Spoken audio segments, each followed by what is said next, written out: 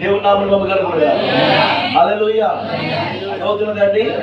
ఎవరు గద్దిస్తున్నారు? యెషూరమా లేకపోతే నీ సంఘ కాపురులా?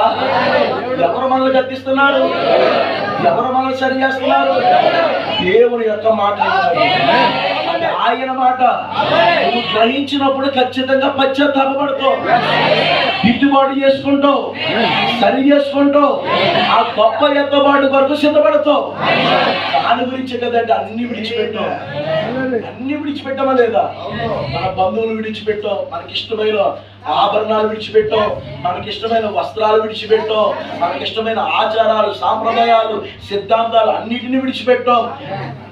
చివరికి మన రక్త సంబంధికుల్ని కూడా ఈ వర్తమానం కొరకు విడిచిపెట్టాం. ఆమె అయితే ఇంకా కొన్ని విడిచిపెట్టవలసినవి ఉన్నవి, దిద్దుబాటు చేసుకోవలసిన ఉన్నవి. ఇందులోకి వచ్చేసరికి మీరు అలసత్వము వహించొద్దు.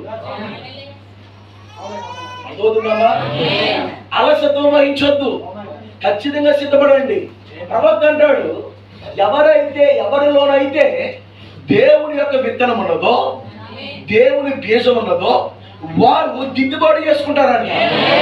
వర్తమానం వినగానే ఇది నా కోసమే ప్రభువా, నేను సరి చేసుకుంటానయ్యా, నేను సిద్ధపడతాను ప్రభువా అని వారు పశ్చాత్తాపడతారంట. దేవునితో సమాధాన పడతారంట, సంఘకాపరితో సమాధాన పడతారంట.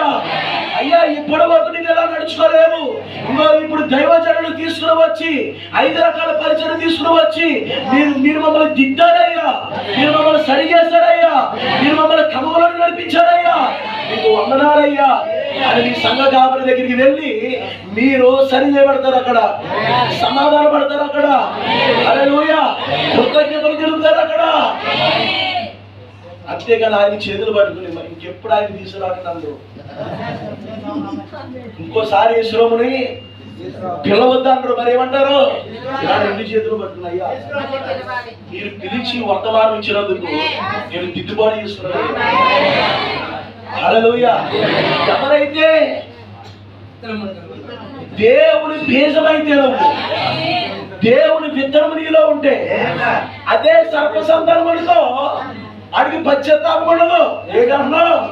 యెషూరము ఏంటి? ఎక్కడి నుంచి వచ్చి మాట్లాడుతున్నావు నువ్వు? మా ఏరియాలోకి వచ్చి మమ్మల్ని, మా పాస్టర్లు ఇప్పుడు వరకు మమ్మల్ని అలా అనలేదు. దేవుని నామమున కలుగునుగా. హల్లెలూయా. నువ్వెవడవు? అసలు నువ్వెవడవు?